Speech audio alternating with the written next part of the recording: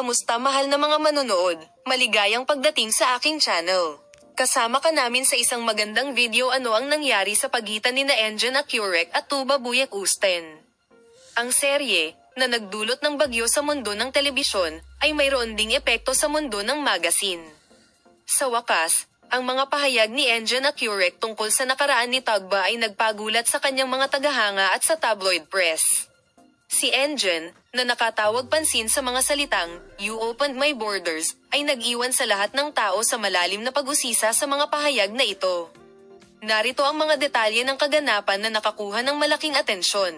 Pinasaya ni Engin Akurek at Tuba Buyak-Usten ang kanilang mga tagahanga sa pamamagitan ng paggawa ng kanilang pagkakaibigan sa pag-ibig.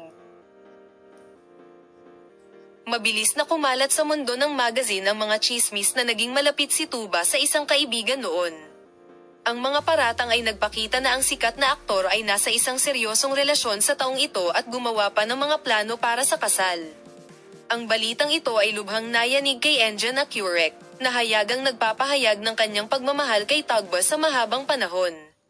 Kahit paminsan-minsan ay inaangkin nilang dalawa ang kanilang paghihiwalay, naisip na matatag ang ugnayan nila.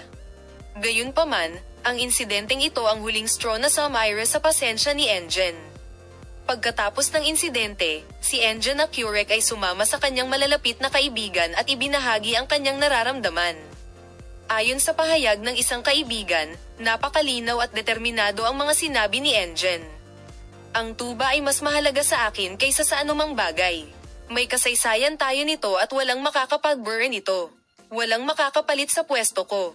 Pagkatapos ng mga salitang ito, nagkaroon ng nervous breakdown si Engin at ihiwalay ang sarili sa labas ng mundo ng ilang sandali. Magbabahagi kami ng detalyadong impormasyon sa paksa. Manatiling nakatutok sa aming channel.